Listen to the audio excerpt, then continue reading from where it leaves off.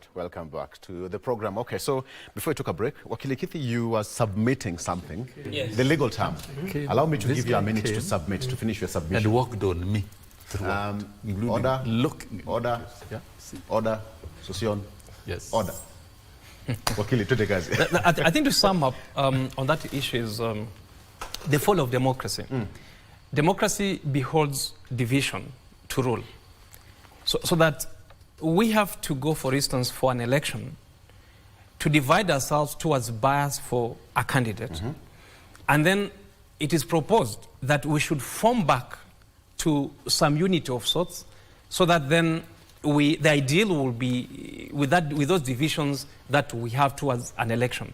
We come back and form ourselves as one society and be able to work together as such.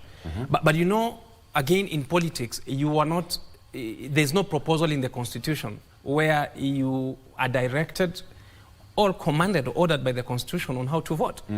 You, therefore, would vote on the most available division that's available for purposes of electing someone. Is the person tall? Is the person black? Is a Muslim or Christian?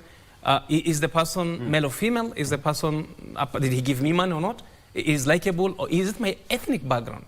So the immediate division that we have in this, that most appealing for purposes of election and therefore fast forward to after election to how we manage our affairs is ethnicity. And in the event of a threat, when you're in office, having been put in office because of your ethnic background, you retreat to the cornerstone where you find strength. And therefore it is available for anyone who is threatened to go back to the backyard. And therefore, there must be an ethnic base of support when you want to get into politics in Kenya.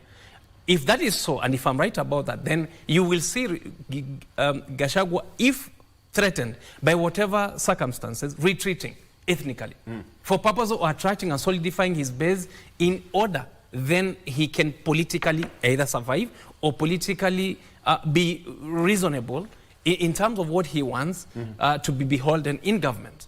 And therefore, the fact that he is complaining, on one hand, at the highest decibels for now, and then go back to his mountain ethnic backyard to consolidate that for purpose of political gain means that there is a threat that is available against him. So there is a trick he's playing. You play victim in public, then in the evening you're back to you. It's not a trick. That's how you survive in politics. Mr. Sossion will tell you so. My good friend will tell you, I have vied for a political office. I know that for you to survive is you have to be appealing to the public by being the victim and therefore the innocent. They'll give me their views, but before I let you go, what do you make of this picture? The issue of the president going to the United States with a chartered flight came up quite clearly, and some people said that he ought to have used a KQ flight to the US. And they were, the president came out and cleared. And now, yesterday we saw the deputy president taking a flight KQ to Mombasa. We've never seen this before.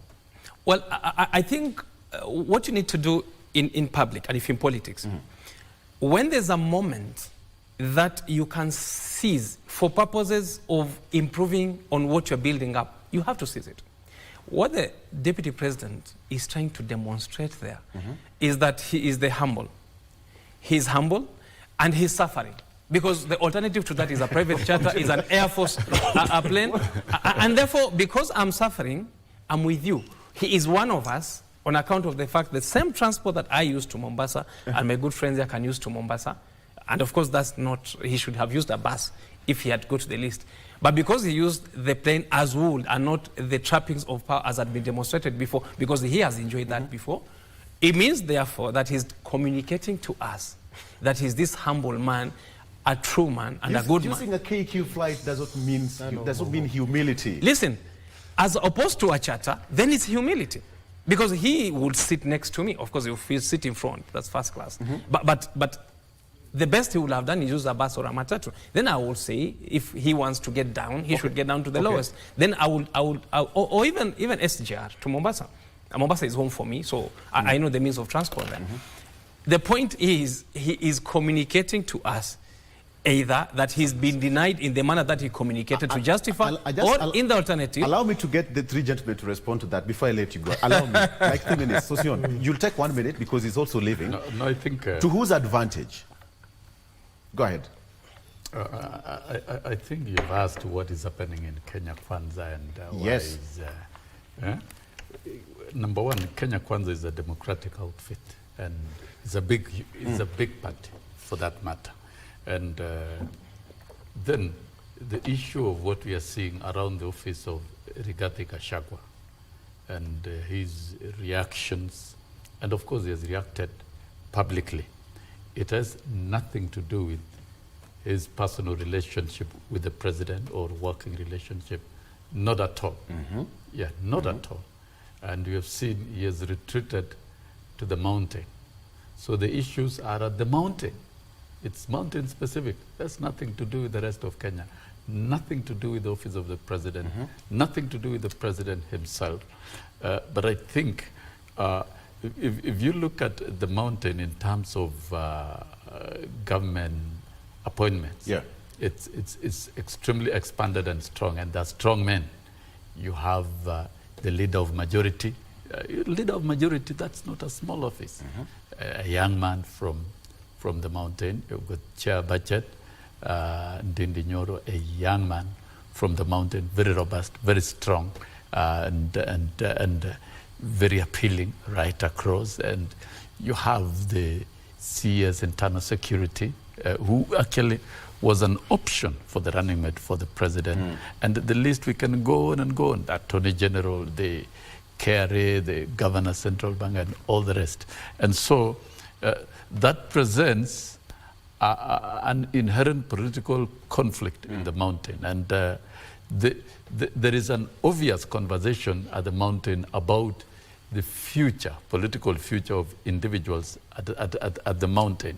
And outrightly, the young generation, the age mates of Basil and the rest, have come out very outgoing and looking at the future. And the president has made it very clear, and is clear about it. And I agree, as a teacher and as a mentor.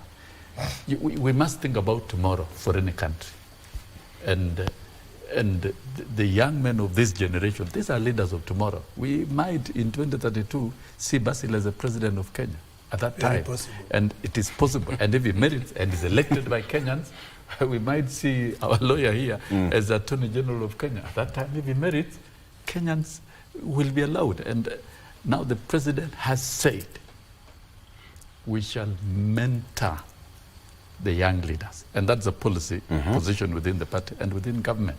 We are not going, they should not be and he has gone a step further to say, these young men, stop sticking to your constituencies. Your constituencies, you have only one role, representation. And that statement came after the deputy president said, yes, every member of parliament to stay. I'm coming to that. But you have another two roles as members of parliament, that of legislation and oversight.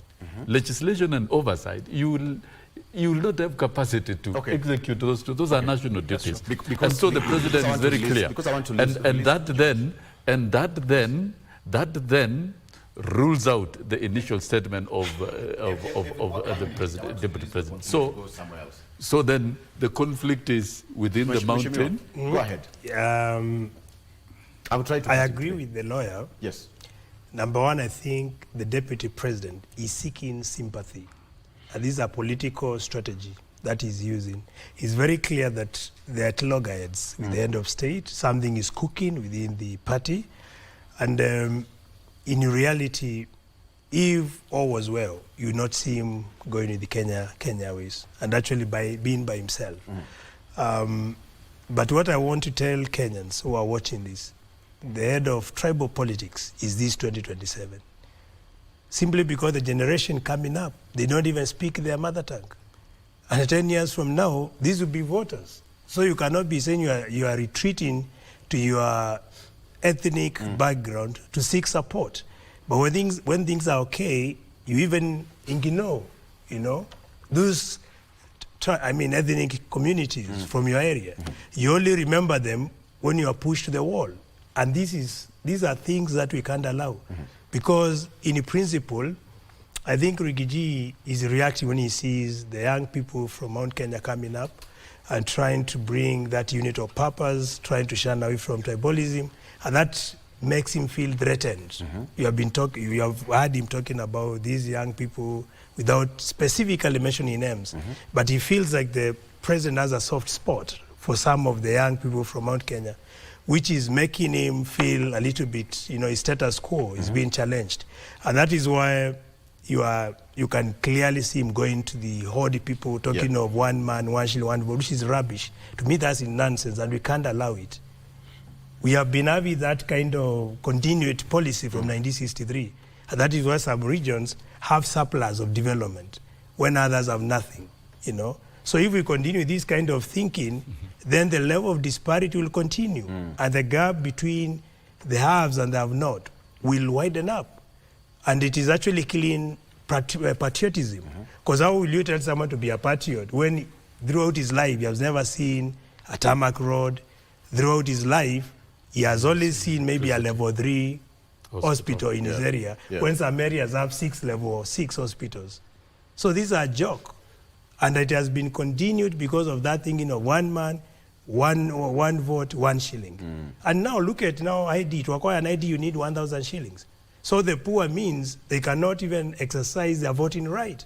Because someone will ask himself, do I use the 1,000 shillings that I'm supposed to buy food for my family to acquire an ID, or should I buy food? They'll say, let me buy food. So you'll deliberately deny these people chance to exercise their voting right. And that one man, one vote now will favor those who are coming from rich backgrounds. You know, people are coming from areas with resources. And this has been the case simply because from 1963, they have enjoyed most of the services from government. So this someone talking like this is extremely out of reality, doesn't understand where we are moving to. And we are telling them, no, we will not accept. Everything in politics is about timing. Okay, I want to release Kithi. Yes. I'm seeing the actions of the deputy president from 2 angles, and this is in regard with what the council has said. Number one, he has that freedom of expression. As an individual, as a Kenyan, he can express himself. That is no wrong for any public or state officer. Yes. So when he's expressing maybe 1 man, 1 vote, 1 shilling, or about the weather, about the transportation, that's freedom of expression from one angle. On another angle, I'm seeing it as just council put it. It is just insubordination. It is negligence. Now, if it is insubordination, then the quarters now, Honorable Sossion, the UDA fraternity, have the mechanisms of looking at indisciplined party members. And the deputy president is the deputy party leader. So if there is such kind of insubordination within the party, there are mechanisms to discipline who? Rigathi Gachagua, up to including impeachment. And when you see the actions of Rigathi Gachagua, if he's not going to be impeached right now, not even next year, if he's not going to be impeached right now, he's going to cause problems with the UDA. Rigathi Gachagua ought to be impeached, then a person should be picked. You have heard how Honorable Sossion has just quoted in Nyoro that they wanted to mentor young leaders. If it is that mentorship and it is sincere, let them do it now. Let them impeach Rigathi Gachagua, then bring Ndindi Nyoro to calm the pressure within what? UDA. Unless that's a lot of Rigathi Gachagua is going to cause havoc. He's going to cost you. That's a lot of work for He's a lawyer, but he's actually deviating from the procedure. You don't just impeach someone because he's expressing his personal issues. I'm saying if it were in insubordination. On basis of gross misconduct. Because it's so in fact, what gross And misconduct just to set the record straight, as Rigiji committed. Yes. For you to institute what is just to set the record straight before the lawyer Rigathi leaves. Gachagua is insubordinating the president when he comes late to the Just meeting. to set But the he has record given straight. reasons. Just to set the You record say- straight before the lawyer leaves. Mentoring does not mean undermining those in office currently. No. The president is William Ruto. The deputy president is Rigathi Gachagua. They are in office. They belong to another generation. In fact, my generation. At some point, we shall all exit. Soon. Soon. At some point. At some point. The other young leaders, the other young leaders, Basil and company, they belong to another generation. We must build their capacity. Their time will come. And when that time will come, they will face Kenyans democratically at that time. So we cannot try and kill Basil and others simply because they have expressed interest of certain ambitions in future. We must nurture. Even me in the teaching profession, you nurture young teachers who enter service to aspire to grow into leadership in the sector over time, and that is a positive thing. Where you get conservative leadership that is very busy destroying young leaders, then you create a desert of leadership going into the future. I want to release and that tells you in Europe, to release Wakili. If you look at the Nordic countries, the leaders are as young as 32. Wakili, you're the one who just opened this car. Yes. You just opened that lead. A minute, then I'll let you exit. Thank you. Now, I think what's right for Kenya now is to confront the fact that we have put together the president and the deputy president as inseparable. We must therefore condone the fact that the deputy president is beholden to instructions from the president, and that institution must be looked at one. But we must also continue to condone, in the circumstance we're in, that is not just President Uhuru Kenyatta telling William Ruto to stop campaigning. It is not President William Ruto and Uhuru Gachagua, and Gachagua in the circumstance we are seeing as being unveiled now, if there's a conflict or friction. Even future, it's not unique to now. We must either look at that office and see whether we need to cure some of the things that we are seeing now, where we insubordinate completely the deputy president, or alternatively, we sever so that the president can easily change.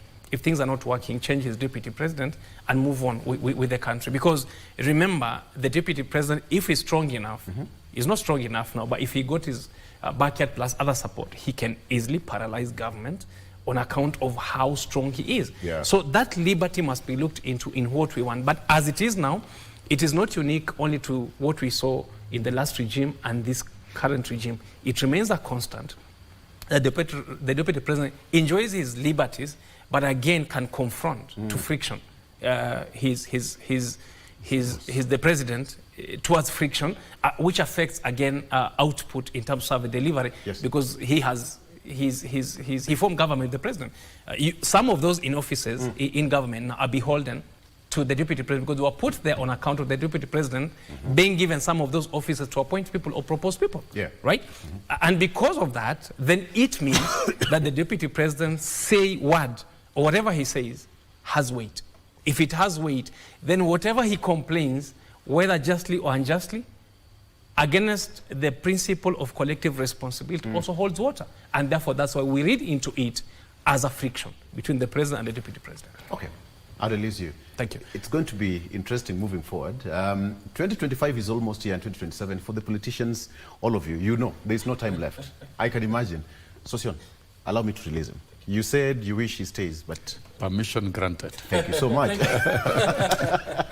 right, Wakili, moving to radio, you'll also catch him there. But allow me to continue this conversation, because this is not something new, Sossion Mwalimu. It's not something new. We've seen this before in the past, and most probably, how is it going to pan out as we head towards 2027? Because now the president is going to, okay, if he decides to seek for a re-election, then he'll have plenty of choices, maybe one or two people to pick. I think reading too much at this stage is not necessary. This is a storm in a teacup. You don't blow it out of proportions. Of course, we've seen the reactions of the deputy president. It's no longer secret. We've seen him boarding KQ and carrying a bag, and I'm wondering if indeed he was elected as president, if he was president, would he be still boarding KQ, or things are going to change? I think this conflict between the deputy president and the young leaders at the mountain will end. It began at the mountain, it will end at the mountain. It is not going to affect the government operations. And I don't think the president is going to be dragged into those conflicts at the region. It has nothing. It's not a conflict between the president and the deputy. Yeah. And if there is a feeling that the president is being too tolerant to the other leaders, I don't think the president can be tied from relating with the other leaders who hold different offices. The president will have to relate with the leader of majority in the National Assembly, who happens to come from the mountain. And he will have to relate for purposes of businesses of the House. The president will have to relate with the Chairman Budget and Appropriation Committee, because the Chairman Budget and Appropriation Committee holds a big responsibility of determining allocation of resources. They need electricity in constituencies, they need CDF, and that engagement of day-to-day running of business and budget processing is required. The president will have to relate with the Chair Finance Committee because of finance bill and other businesses. And that's how it is. When you're a president, you're a president. But then, and the president has made it very clear that we mentor young leaders. Yeah. That's the statement of the president. The president has encouraged young leaders to move around the country because Kenya belongs to all of us. Not only the country, engage even international, know what others are doing at international scene, so that when that time comes, your mind is not only closed in Kenya, but it's a global mind, it's an open mind. And I think the president is sincerely very open. What Rigathi Gachagua should do is to read the same script with the president and play by the same script. You don't need to feel threatened. If he has ambitions of 2032 as a president to succeed William Ruto, then he has to negotiate with these young men to allow him more time. But that is a different thing, it's a political challenge. But I don't think it would be right to bring those issues, political contestations and from the mountain to interfere with the running of government. The president will not allow that. The government will run. And the intentions of the president since he was elected is transforming the country and transforming every region of the country, whether they voted for him or not. As Basil has said, this politics of exclusion, we must all collectively fight it together. So when you talk of one man, one shilling, it's a very divisive agenda, and which it doesn't have. And you saw the president he spent a lot of time in Luo Nyanza with the kickstarting many projects in Homa Bay and several other parts of the country. Those who clearly did not vote for him, but they are taxpayers and they have a right to development, and you must develop every part of Kenya. That is the intention of the president. He has made it very clear before the public. So I think this issue of Gachagua expressing himself politically and freely within the party is okay, it's quite welcome. I don't think we'll do what lawyer Nyamongo will do. He's proposing that we call a disciplinary committee and no, right. that is out.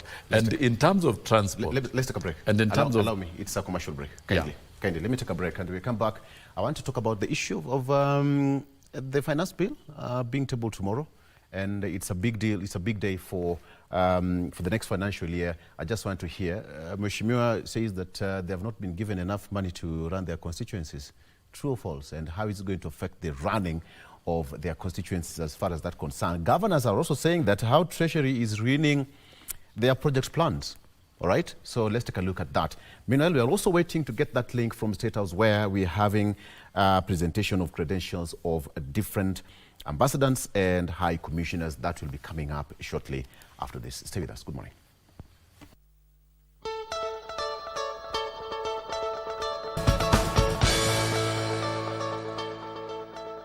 welcome back. Now, in a few minutes' time, we'll be, as I said, we'll having that link from State House where the President will be receiving the credentials of ambassadors and high commissioners, 6 of them, and so far for scrutiny, and now I have got 6 ambassadors and high commissioners. Probably I can just take you through that. That is His Excellency Anwar Ben Youssef, Ambassador Designate of the Republic of Tunisia.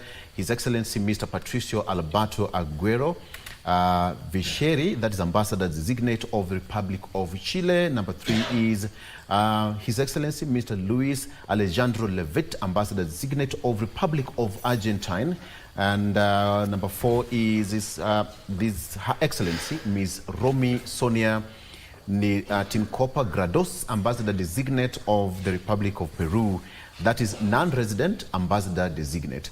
I also have His Excellency Dr. Sabit Subasic, Ambassador Designate of Bosnia, and with residence in Cairo, Egypt. And lastly, Her Excellency Mrs. Joanne Thomas Edwards, High Commissioner Designate of the Republic of Jamaica, with residence in South Africa. So we'll be getting that from State House shortly.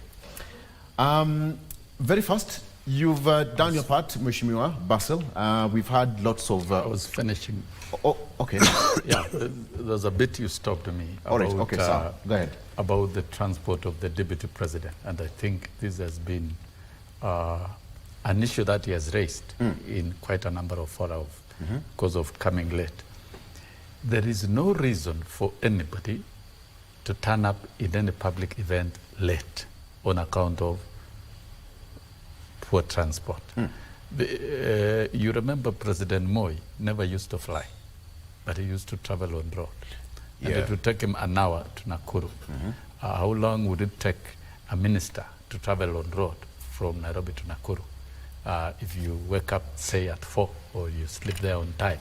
I don't think these are issues that we need to invite and bring to the public in terms of logistics and transport. And probably when William Ruto was Deputy President, he was never accorded military nor police transport facilitation. And I think for a while, Rigathi Gachagua has been accorded military transport. But after the death of General Ogola, we have seen, though it has not been spoken, we have seen the reorganization within the space of the military. And the military are saying, we are not political. We only recognize the commander-in-chief. They don't know somebody called a president.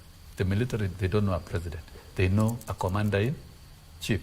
Yeah. And the deputy to the commander-in-chief is the chief of the defense forces in terms of protocol. And probably near there is the CS Defense, who is only transported on military assignments.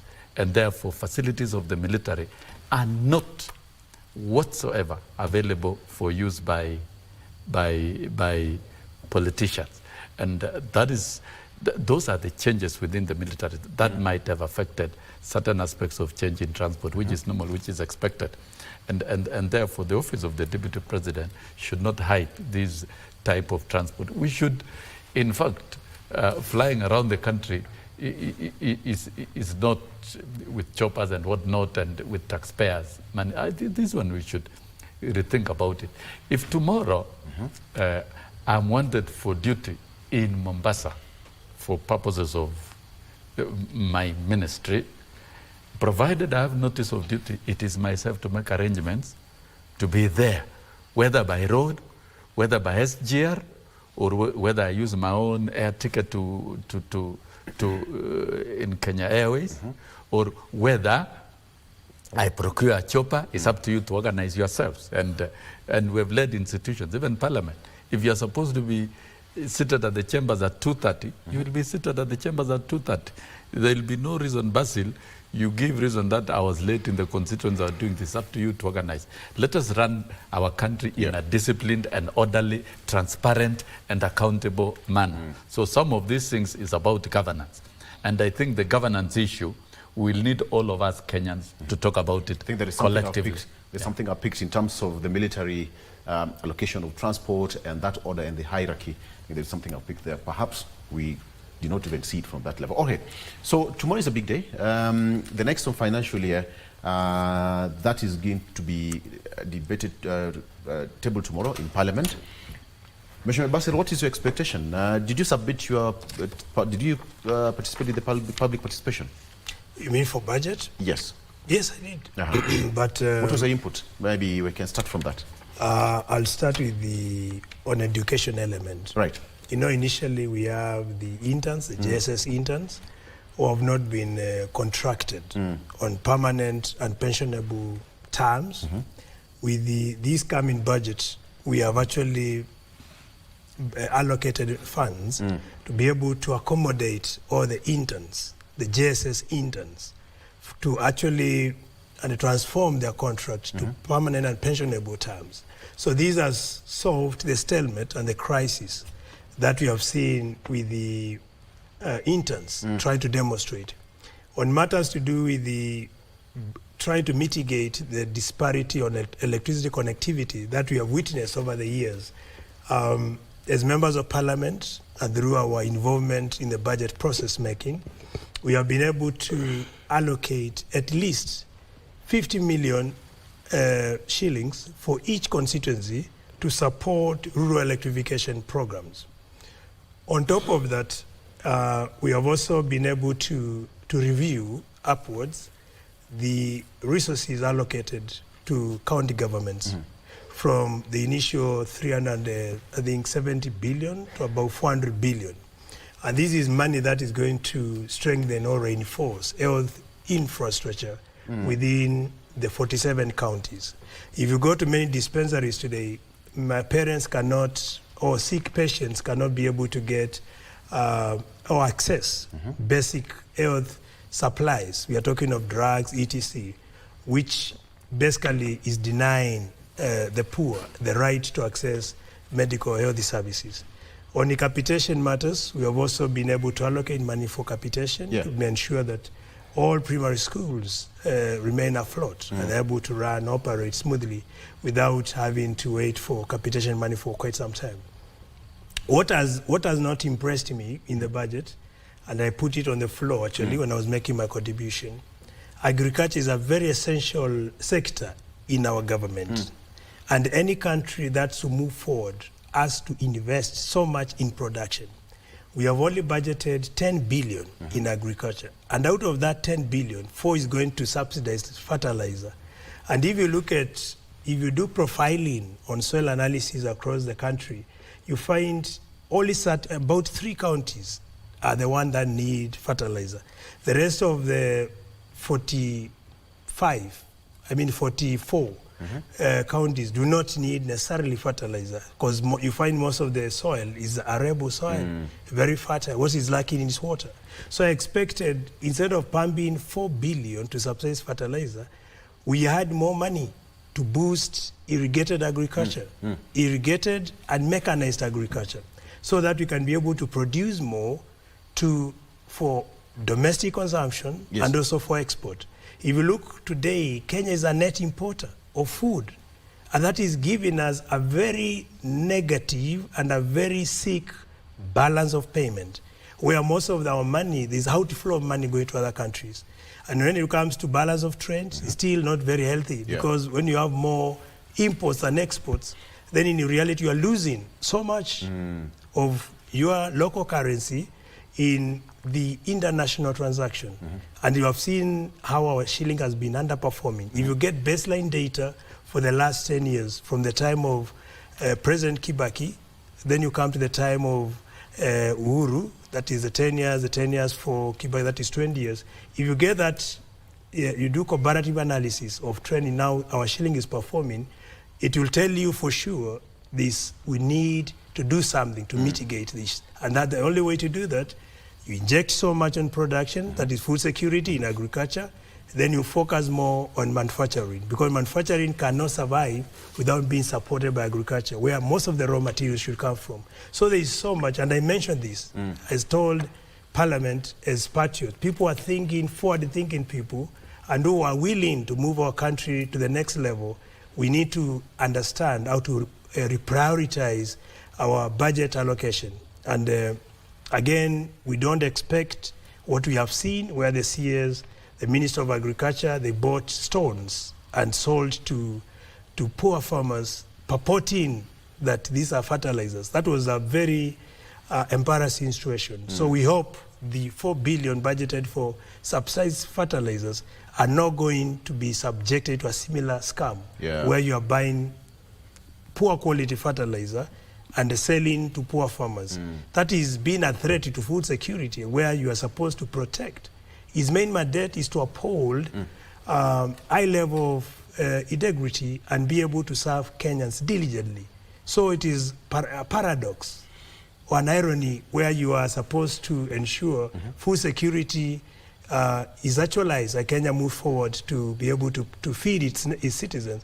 But in contrary, you are the one killing food security by giving farmers nothing, poor quality fertilizers, and actually you are selling to them. So you are adding to the impoverization these farmers have experienced over the time. So yeah, so that's in summary, that is the highlights that we expect to hear tomorrow. And of course, now the last one, which I said, it is budgeting is one thing. By releasing money from Exchequer is another thing.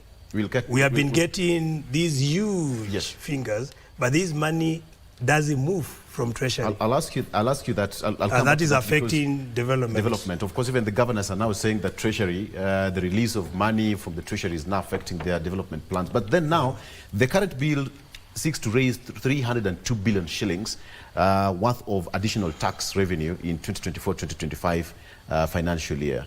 Then the question is, according to what Mheshimiwa is saying, there are certain priorities, Wakili, certain priorities. What do you think should be done this time around? Okay, you know, we have been engaging through public participation. Yes. Because according to the law, before a bill is formulated and drafted and presented to Parliament, it has to go through public participation. And the Kenyans have gone forth to express their concerns as far as the Finance Act 2024 is concerned. And you have been listening.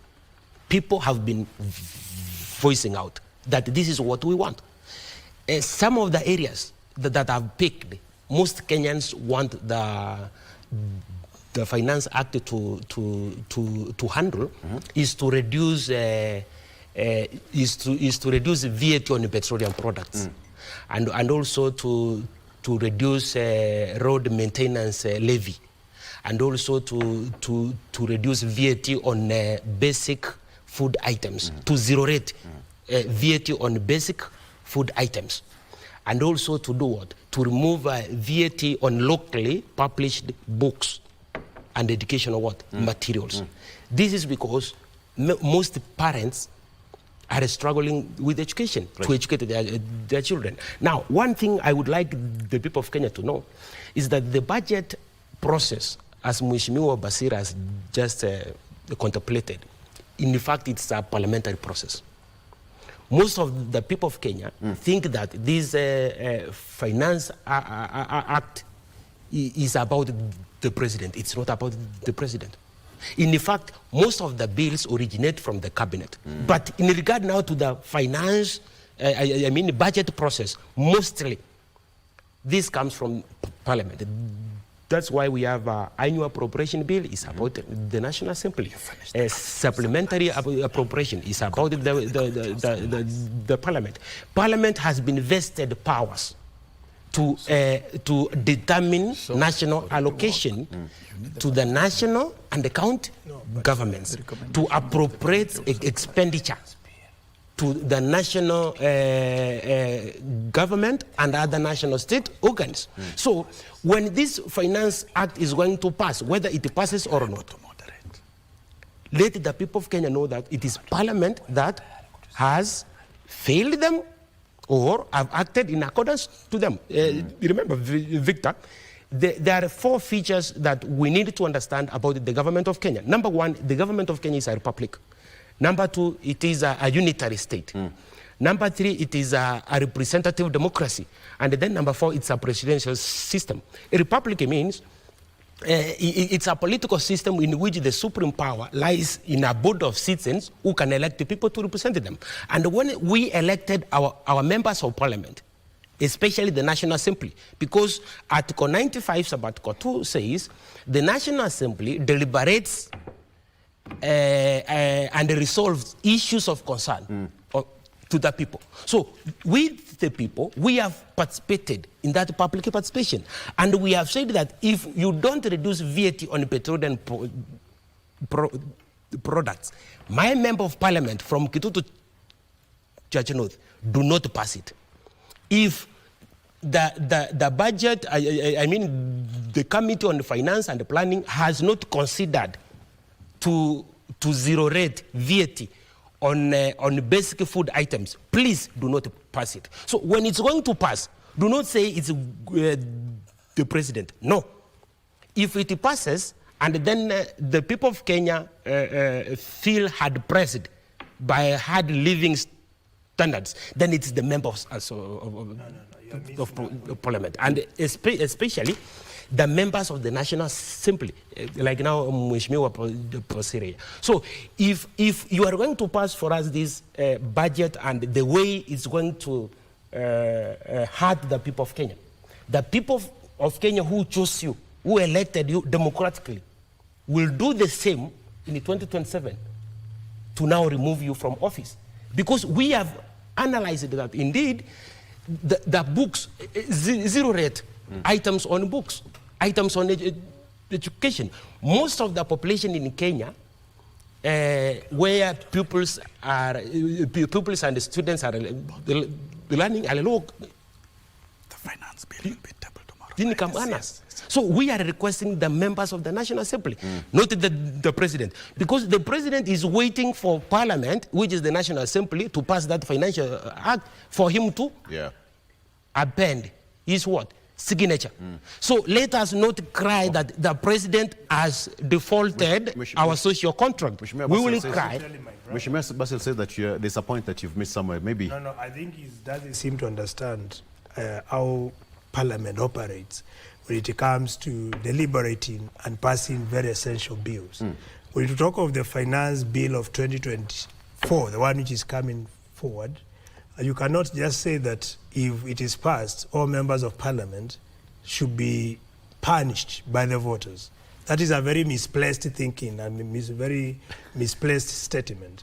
The reason I'm saying that parties do whipping, you'll hear the president calling a PG, where he'll bring all his troops under Kenya Kwanza, the UDA members, and tell them, I don't want this, I don't want that, and all this. So with those majority, even if myself I'll move my own amendments, because there are so many things I don't agree to in the finance bill of 2024, and I'll actually mention to you if you agree or if you give me time to do so, to enlighten Kenyans. So we cannot just sit here and say, if it is passed, it's members of parliament. My friend, you need to understand how parliament operates, because we are there to represent the people.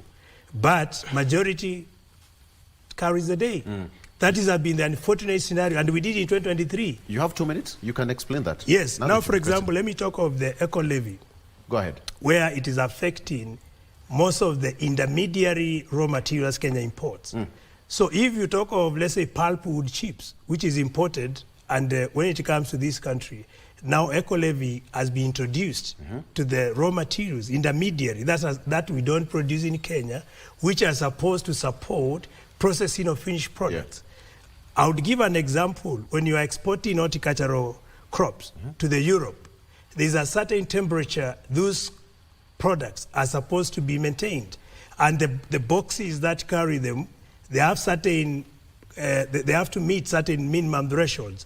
And the material used to formulate or to make these boxes, one of them is the pulpwood chips that is imported from Brazil and other countries. So if you impose tax on these, what does that mean?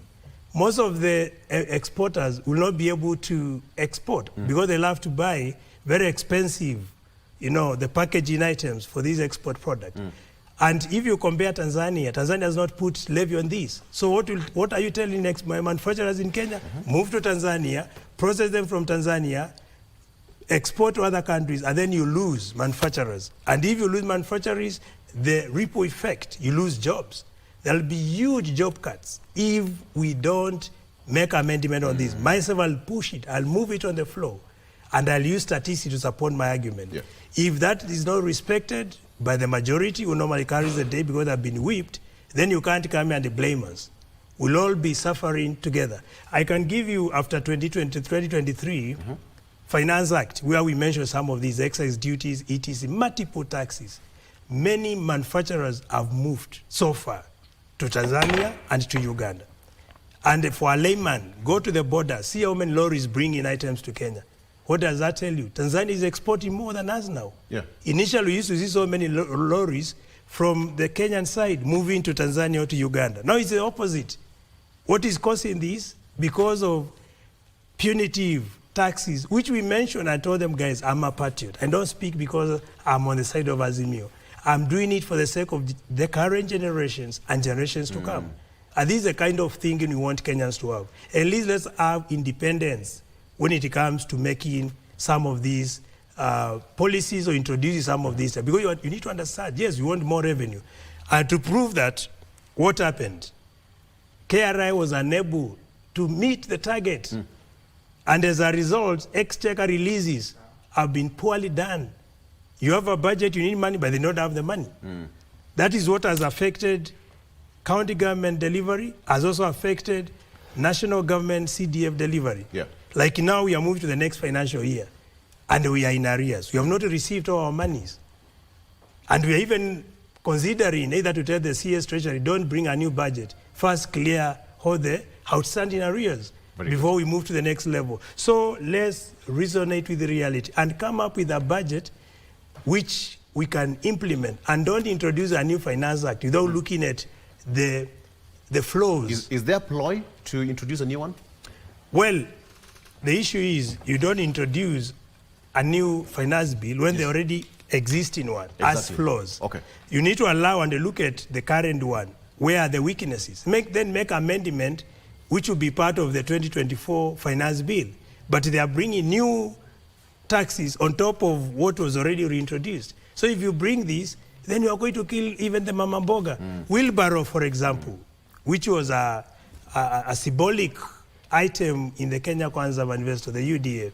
Wheelbarrow, the tire itself, the cost now is going to move from, I'm talking of the tire, not the entire. I'm talking consumable because of the new excise duties and also the eco levy, where now the wheel will move from 700 shillings to over 1,000 shillings.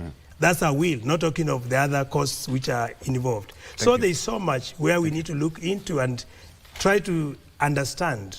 As a country, we have to progress. And you can't progress if you put handles on your path of progression. Thank you so much. Mr. Sossion, I have 2 minutes. I'm now told the that State House is global... ready, but allow me to ask you this question before we wind up. Kindly, the issue of JSS and the TSC, perhaps if you can just give us a clarity for those people who were sacked.